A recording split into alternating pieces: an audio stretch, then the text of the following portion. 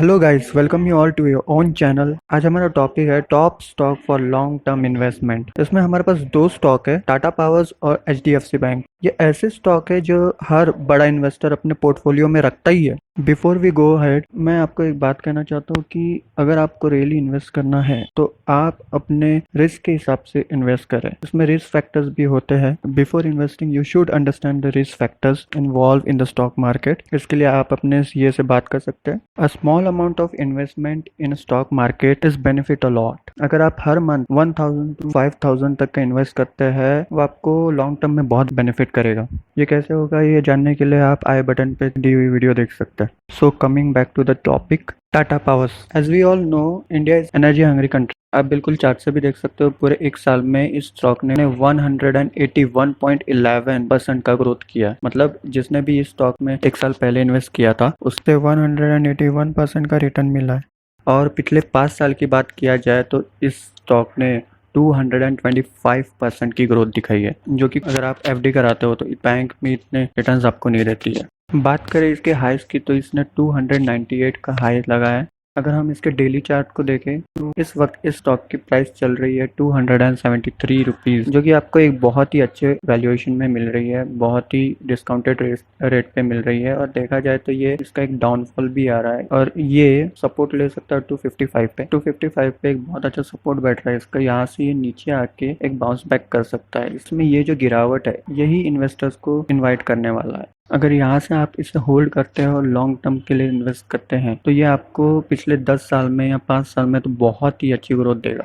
अगर हम इसके वीकली चार्ट को देखें तो 255 का जो जोन है ये आपका परफेक्ट बैठ रहा है। अगर ये कल 255 टच करता है तो बहुत ही अच्छी अपॉर्चुनिटी है, आप इसे कंसिडर कर सकते हैं। ऐसा नहीं है कि ये स्टॉक बहुत ही ओवर वैल्यूड है। इस स्टॉक में बहुत ज़्यादा प्रीमियम वैल्यू कर रहा है, लेकिन अपने पीएस के कंपैरिजन में ये स्टॉक बहुत ही रीजनेबल प्राइस पे है। अगर हम बात करें इसके फ्री कैश फ्लो की तो ये बहुत ही अच्छे फ्री कैश फ्लो जनरेट कर रहा है। डेट टू इक्विटी रेशियो की बात किया जाए तो ये 184.99 पे है, लेकिन ऐसी कंपनीज बहुत ही हाई टू इक्विटी में मिलेगी क्योंकि एक कैपिटल इंटेंसिव बिजनेस है और कैपिटल इंटेंसिव बिजनेस में आपको high debt to equity ratio आपको मिलेगी, क्योंकि ऐसे बिजनेस में आपको लोन्स की रिक्वायरमेंट है, फंड्स की रिक्वायरमेंट है। इसलिए ऐसे पावर कंपनीज में आपको थोड़ा सा डेट टू इक्विटी हाई मिलेगा।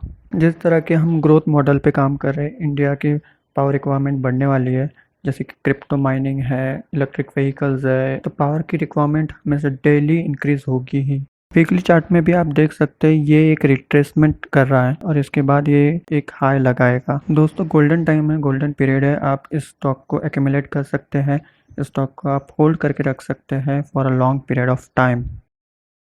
अभी हम नेक्स्ट स्टॉक की बात करेंगे, एचडीएफसी बैंक। एचडीएफसी बैंक के नेट रिजल्ट्स भी आए हैं। अगर हम बात करें उसके रिजल्ट्स की तो एचडीएफसी का नेट प्रॉफिट आया है 23% up as compare to last year, और पिछले क्वार्टर से 3% डाउन है। लेकिन इसने अपने एक्सपेक्टेशन से कम परफॉर्म किया है। मार्केट ने एक्सपेक्ट किया था कि ये 10,179 करोड़ का प्रॉफिट जनरेट करेगी, लेकिन दोस्तों थोड़ा सा ही इसने कम परफॉर्म किया है, सिर्फ 100 करोड़ ही इसने कम परफॉर्म किया है। लेकिन इसका नेट जो प्रॉफिट है वो बहुत ज़्यादा है। बस प्रॉब्लम कहाँ है? प्रॉब्लम सिर्फ मार्केट के एक्सपेक्टेशन में है। अगर हम इसके नेट इंटरेस्ट इनकम को देखें, जो कि मेन इनकम होती है किसी भी बैंक की, वो 10% बढ़ के आई है as compare to last year. लेकिन पिछले क्वार्टर के कंपैरिजन में मात्र 2% ऊपर है। इसमें भी इसने मार्केट के एक्सपेक्टेशन के हिसाब से परफॉर्म नहीं किया। मार्केट की एक्सपेक्टेशन थी 19,660, जो कि इसने अंडर वैल्यू परफॉर्म किया है।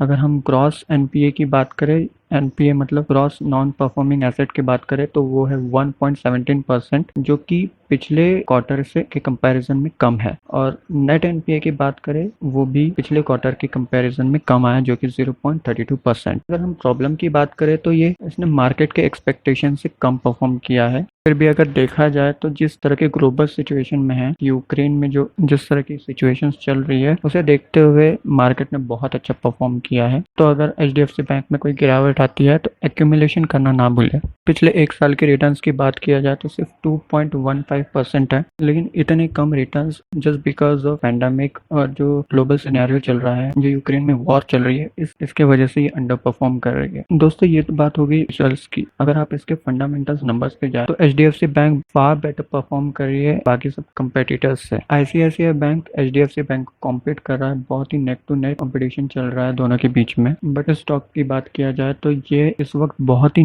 रीजनेबल प्राइस पे वैल्यू कर रहा है और साथ ही इसने रिजल्ट्स भी बहुत अच्छे परफॉर्म किए हैं। अगर हम रिटर्न ऑन इक्विटी की बात करें तो ये among the highest in its peers. तो दोस्तों ये एक ऐसा स्टॉक है जिसे आपको टिप्स में एक्यूमुलेट करना चाहिए एंड बाय एंड फॉरगेट। तो जो लोग पेशेंट इन्वेस्टर है वही स्टॉक्स को खरीदे। अगर बात करें स्टॉक के स्ट्रॉन्ग सपोर्ट की तो वो है 1440 रुपीज। अगर ये स्टॉक इस सपोर्ट को तोड़ता है तो इसका नेक्स्ट सपोर्ट रहेगा 1320 रुपीज। अगर ये 1440 से गिरता है तो ये 1320 तक के भी जा सकता है। इस बात के लिए आपको मेंटली प्रिपेयर रहना होगा। अगर हम इसके वीकली चार्ट को देखें तो इसमें एक हेड एंड शोल्डर पैटर्न बन रहा है जो कि एक bearish head and shoulder pattern है। फिलहाल ये 1440 और 1320 is strong support level for HDFC bank. अगर आप सेफ इन्वेस्टर है तो मेरे ख्याल से आप 1320 के लेवल्स पे GTT ऑर्डर लगा सकते हैं। GTT ऑर्डर मतलब वो ऑर्डर होता है जिसमें आपको ऑर्डर लगा के बस छोड़ देना है, तभी भी स्टॉक उस प्राइस लेवल पे आएगा, वो ऑटोमेटिकली बाय हो जाएगा। बस आपके ट्रेडिंग अकाउंट में फंड्स होना चाहिए।